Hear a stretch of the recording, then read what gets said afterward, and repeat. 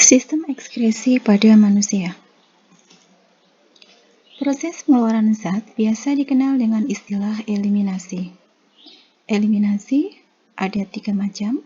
Yang pertama, difikasi, merupakan proses pengeluaran zat sisa pencernaan. Contohnya seperti pengeluaran feses. Yang kedua, sekresi, yaitu proses pengeluaran zat yang masih berguna bagi tubuh. Misalkan seperti dihasilkannya enzim dan hormon. Yang ketiga, ada ekskresi, merupakan proses pengeluaran zat sisa metabolisme tubuh. Jika zat sisa metabolisme tubuh tidak dikeluarkan, maka akan meracuni organ-organ tubuh. Sekarang kita akan bahas mengenai organ ekskresi. Supaya lebih mudah mengingat organ-organ ekskresi, maka kita kenal dengan istilah kupahat ginjal. Ku itu adalah kulit, pa, paru-paru, hat, hati, dan ginjal. Sekarang kita bahas satu persatu dari organ-organ ekskresi tersebut. Yang pertama kita bahas dulu mengenai kulit. Kulit sebagai organ ekskresi menghasilkan keringat dan minyak, di mana keringat dihasilkan oleh kelenjar keringat dan minyak dihasilkan oleh kelenjar minyak. Baik kelenjar keringat maupun kelenjar minyak terdapat pada lapisan dermis kulit. Kemudian berikutnya kita bahas paru-paru. Paru-paru memiliki fungsi utama sebagai organ pernafasan. Tetapi paru-paru juga berperan sebagai organ ekskresi, yaitu menghasilkan karbon dioksida dan uap air. Berikutnya yang ketiga adalah hati. Hati berperan sebagai organ ekskresi karena hati bisa menghasilkan urea dan zat warna empedu atau bilirubin. Urea dihasilkan dari perombakan protein dan zat warna empedu atau bilirubin dihasilkan dari perombakan eritrosit di hati. Kemudian berikutnya adalah ginjal, merupakan organ ekskresi yang sangat penting. Di sini memiliki 2 fungsi, yaitu sebagai tempat penyaringan darah dan tempat pembentukan urin. Sekarang kita bahas mengenai struktur ginjal. Ginjal merupakan alat penyaring darah yang bentuknya seperti kacang merah. Kalau kalian lihat gambarnya, bentuknya seperti kacang merah. Pada manusia terdiri atas 2 buah ginjal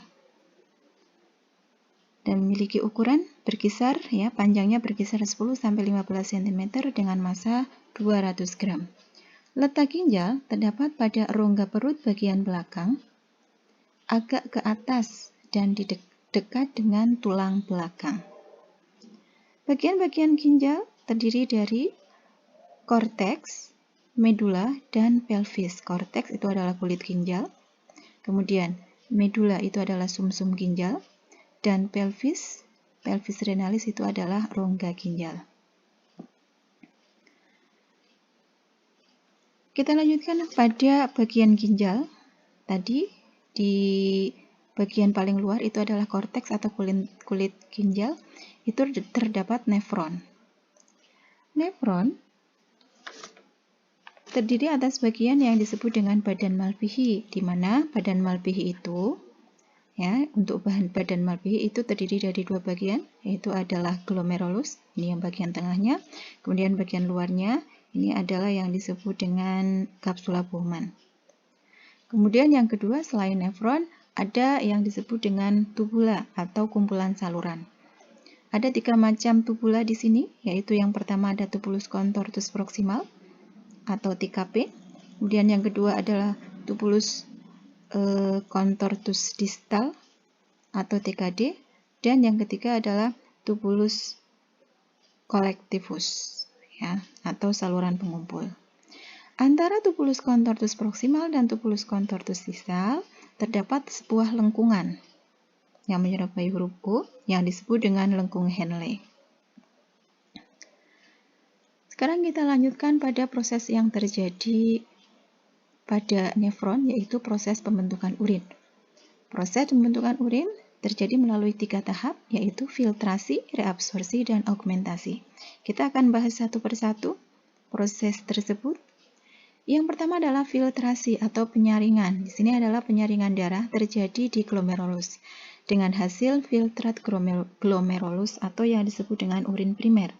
di mana pada urin primer itu tidak ada lagi ditemukan sel darah dan protein. Kemudian berikutnya, tahap yang kedua adalah reabsorpsi.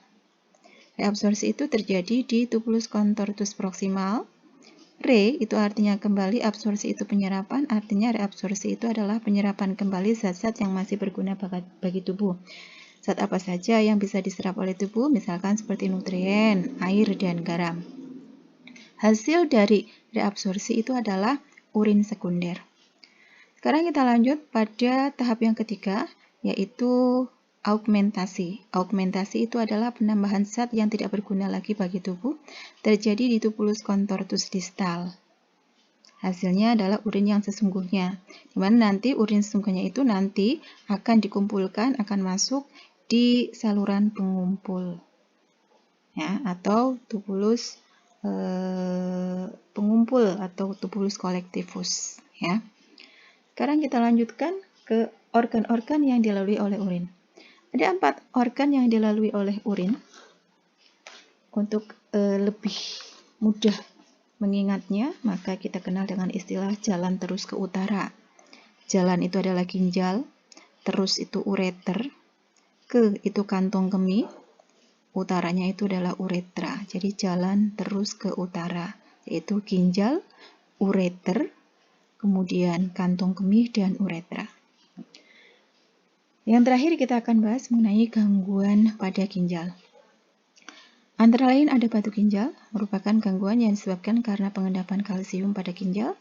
Kemudian gagal ginjal itu apabila salah satu ginjal sudah tidak berfungsi. Nefritis disebabkan karena peradangan pada nefron, dan diabetes insipidus itu disebabkan karena kekurangan hormon ADH atau antidiuretik hormon. Nah, selesai sudah materi tentang sistem ekskresi. Kita akan bertemu di materi berikutnya. Terima kasih.